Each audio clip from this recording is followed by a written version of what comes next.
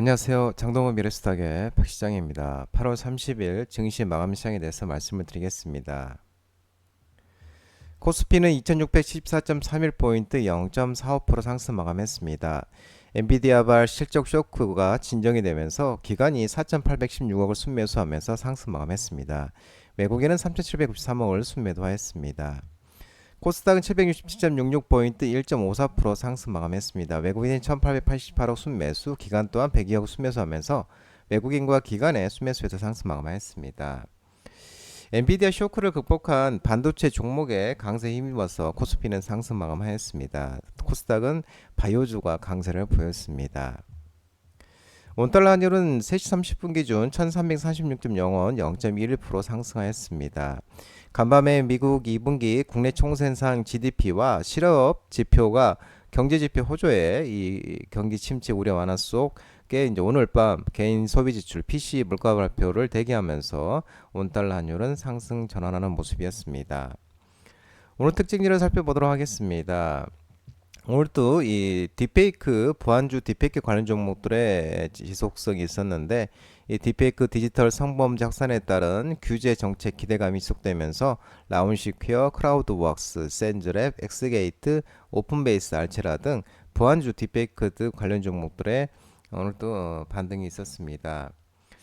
최근 한 대학에서 여학생의 얼굴에 음란물을 합성한 딥페이크 영상물이 유포된 사건이 드러나는 데 이어서 이 비슷한 종류의 텔레그램 대화방이 잇따라 발견되면서 사회적 파장이 확산되고 있습니다. 아울러 또 딥페이크 불법 촬영물을 비롯한 디지털 성범죄에 대응하고 폭력 피해자를 포하기 위한 예산도 증액이 됐습니다.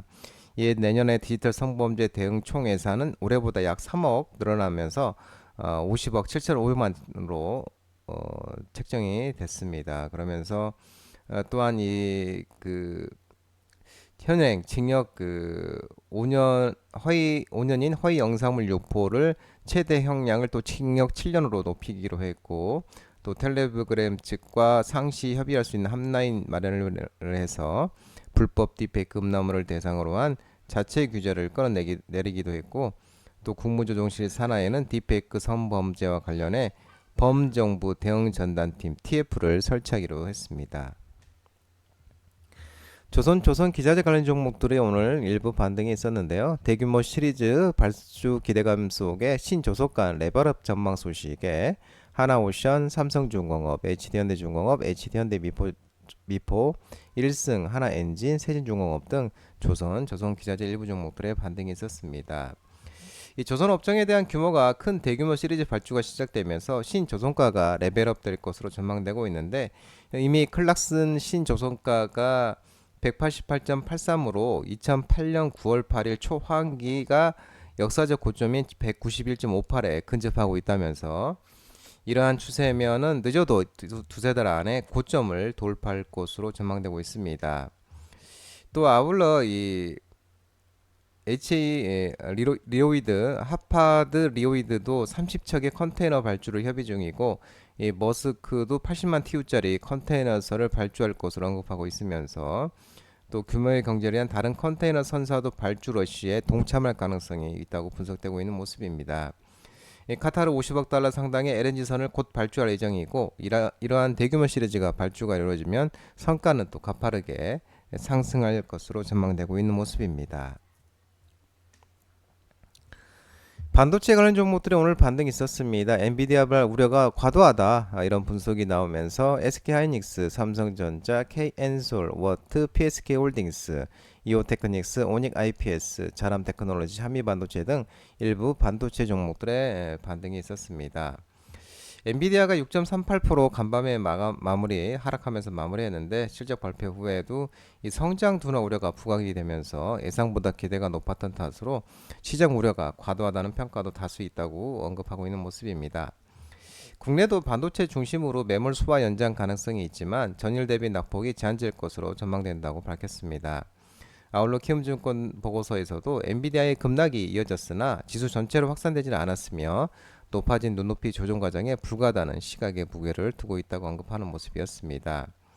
한편 지난밤에 마감한 실적 발표를 한 미 반도체 회사 마벨 테크놀로지가 정규장 상승에 이어 시간의 거래소도 7% 넘게 강세를 기록하면서 이 마벨 테크놀로지가 2분기 매출은 전년 동기 5% 감소한 12억 7천만 달러를 기록했지만 시장 예상치가 12억 5천만 달러를 상회를 했습니다. 이는 AI의 강력한 수요에 힘입어 데이터 센터 매출이 급증했기 때문으로 분석되고 있고 올해 3분기 매출은 14억 5천만 달러로 전망되면서 시장 예상치가 14억 1천만 달러를 웃돌 것으로 예상되고 있는 모습입니다.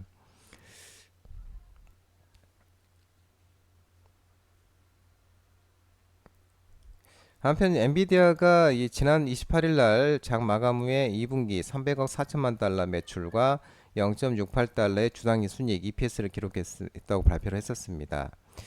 이 시장 전망치는 매출이 280억 7억 달러와 주당 순이익이 0.64달러를 모두 웃도는 수치였고 엔비디아가 3분기는 미국은 8월에서 10월까지입니다.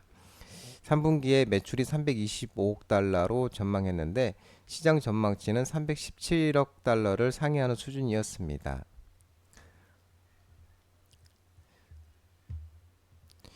OLED 관련 종목들이 오늘 반등이 있었습니다. LG 디스플레이가 480Hz짜리 게이밍 OLED를 본격 양산 기대감이 지속되고 또한 2028년에 태블릿 PC용 OLED 출하량이 3천만 대 상해 전망 소식이 나오면서 선익시스템, 풍원정밀, HVM, 덕산 네오로스, 동아엘텍, 이녹스 첨단 소재, AP시스템 등 간만에 OLED 유기 발광 다이오드 관련 종목들의 상승을 했습니다. LG 디스플레이는 27인치짜리 480Hz짜리 게이밍 OLED 패널을 본격 양산한다고 밝혔습니다. 이 제품은 현존하는 게이밍 OLED 중 유일하게 480Hz 주사율을 달성하고 있고 주사율과 함께 게이밍 디스플레이의 중요 성향으로 꼽히는 응답 속도. 응답 속도는 그래픽 카드 신호를 화면에 표시하는 데 걸리는 시간을 얘기합니다. 응답 속도도 GTC 기준으로 업계 최고인 0.02 밀리세컨드를 달성했습니다. LED 디스플레이 상무는 초고주사율, 빠른 응답 속도, 초고화질 등 차별화된 고객 가치를 제공해서 하이엔드 게이밍 디스플레이 시장의 리더십을 확보해 나갈 계획이라고 밝혔습니다. 시장기 조사기관 옴디아디아에 따르면 게이밍 모니터 시장 규모는 올해는 127억 6천만 달러, 약 17조 원, 연평균 5.8% 성장해서 2027년에는 151억 3천만 달러, 약 20조 원 규모에 이를 것으로 전망되고 있습니다. 지난 28일 유비 리서치에 따르면 올해 1분기 OLED 아이패드 프로의 양산이 시작되면서 태블릿 PC용 OLED 출하량이 1분기에는 110만 대, 2분기에는 34만 대로 340만 대로 급증했습니다. 삼성 디스플레이와 LG 디스플레이, 중국 패널 업체들도 태블릿 PC용 OLED 양산을 시작하면서 태블릿 PC용 OLED 시장은 더욱 확대될 것으로 예상되고 있고 애플과 중국 업체들의 패널 출하량 증가로 태블릿 PC용 OLED 출하량도 2028년 3천만 대를 넘어설 전망입니다. 전선 전력설비 일부 종목들이 반등이 있었습니다. 전력기기 슈퍼사이클이 지속 전망 소식에 LS, 효성중공업, 한전산업, G2파워, HD현엘렉트릭 등 전선 전력설비 종목들의 강세가 있었습니다. K증권 보고서를 통화에 따르면 전세계적 전력망 투자 규모는 2020년에는 2,350억 달러, 310조 원이었는데 2050년에는 6,360억 달러, 약 847조 원으로 약 3배 확대될 것으로 전망되고 있습니다. 미국 시장이 전력기기 산업 성장을 주도하고 있는 가운데 우크라이나 사태 이후에 에너지 안보에 대한 필요성이 부각되면서 유럽 시장의 수요도 동시에 급증하고 있기 때문이라고 분석하고 있습니다. 아울러 주요 전력기기 업체들이 생산 능력 확대에 신중한 태도를 보이면서 공급 물량이 수요 증가 속도를 따라가지 못함에 따라 공급 부족 현상이 가속화되고 있다고 언급하고 있습니다. 초고압 변압기 및 승합기의 리드타임은 기존 대비 2배에서 4배 늘어났고 특히 초고압 변압기의 리드타임이 130주, 약 3년으로 엔비디아의 GPU가 24주 대비 플러스 5배 높은 수준이라고 엔비디아의 GPU 24주 대비 플러스 5배 높은 수준이라고 밝히고 있는 모습입니다. 한편 일본 전력업체들도 AI 보급에 따른 데이터 센터 반도체 증설 공장에 대비해서 송정망 정비를 추진 중인 것으로 전해지고 있는데요. 이 전력 업체들이 2030년까지 대형 변조소 18곳을 신설 증설할 방침이고 그 중에 절반 가까운 8곳의 입지는 수도권이 될 것으로 보도했습니다. 원자력 발전 관련 종목들도 오늘 상승했는데요. 스위스 탈원전 철회와 정부가 중장기 원전 로드맵을 구체화했다는 소식이 나오면서 우리기술, 에이프로젠, 에겐코리아, 태광, 한전산업, 에너토크, 두산에너빌리티 등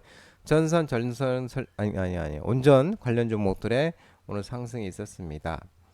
스위스가 국민투표까지 거쳐서 확정한 탈원전 방침을 사실상 철회를 하고 신규 원전 건설을 허용하는 법 개정을 나설 것으로 전해지고 있습니다.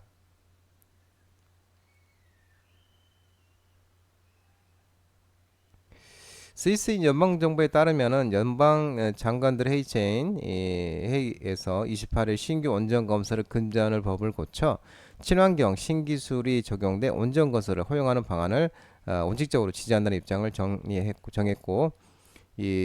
정했다고 합니다. 또 산자부에서는 또 2050년 원전 로드맵 수립 태스크포스 TF 3차 회의를 열고 원전 산업 로드맵 목표와 추진 전략에 대해서 논의를 했는데 미래지향적 원전 정책 4.0 소형 모듈 원전 SMR 선도국 도약 전략 원전 산업 펀더멘탈 고도화 그리고 수출 산업화 전략 등을 로드맵에 반영할 계획이고 로드맵 수립과 더불어서 원전 산업 지원 특별법의 제정안도 마무리 단계라고 언급하고 있는 모습입니다. 애플과 엔비디아가 오픈 AI의 투자 참여를 논의 소식에 AI 챗봇 챗GPT 지능형 로봇 AI 관련 종목 일부 종목들이 상승을 했습니다. 이스트소프트, 브리지텍, 폴라리스 AI, 오픈베이스, 크라우드웍스 등 AI 챗봇 지능형 로봇 AI 관련 종목들이 상승했는데 애플과 엔비디아가 오픈 AI의 투자 참여를 위해 논의 중이라고 소식이 전해졌습니다. 미국 벤처 투자사 스라이브 캐피털이 자금 조달을 맡고 있고 총액은 수조 원에 달할 것으로 예상되며 여기에 MS도 마이크로소프트도 투자에 참여할 가능성이 있는 것으로 알려지고 있습니다.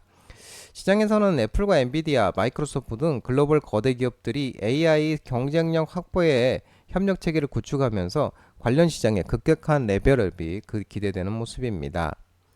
올해 세계 스마트폰 예상 출하량 상향 조정 소식에 스마트폰 관련 종목들이 상승을 했는데요. 세경 하이테크, 닥산 네오룩스, 자전자, PH, 세코닉스, 인터플렉스, 옵트론텍 등 스마트폰, 갤럭시 부품, 아이폰 관련 종목들이 상승을 했습니다. 올해 세계 스마트폰 예상 출하량이 전년 대비 5% 증가한 12억 3천만 대를 기록할 전망이고 앞서 전년 대비 4% 미만으로 성장할 것으로 예측했는데 이런 상향 조정했고 이는 유럽과 중동 지역에서 긍정적인 모멘텀이 이어질 것으로 내다봤기 때문이라고 분석하고 있습니다.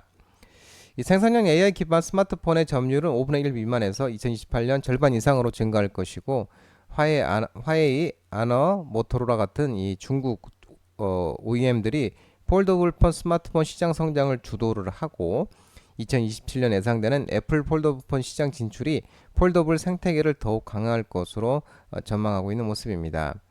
한편 최근 시장조사업체 DSCC에 따르면 7월 아이폰 16 시리즈 패널 출하가 시작이 됐고 7월 아이폰 16 패널 출하량이 작년에는 6월 7월에 아이폰 15 대비 20% 증가했다고 전했습니다. 애플의 아이폰 16 시리즈 출하량이 약 9천만 대로 예상되고 있고 애플은 지난달 협력업체인 아이폰 16 출하량을 기존 모델보다 최소 10% 이상 늘렸다고 통보한 것으로 전해지고 있습니다. 장동호 미래스탁 전화번호는 166-3797입니다. 하지만 자본시장법 개정으로 이 번호는 수신이 착신 거부가 되어 있기 때문에 참고하시기 바랍니다. 장동호 대표 유튜브 채널 구독과 좋아요 많이 부탁드리고요. 알림 설정도 꼭 해두시기 바랍니다. 유튜브 채널 아래 보면은 공유가 있습니다. 공유, 소개 링크 많이 부탁드리고요.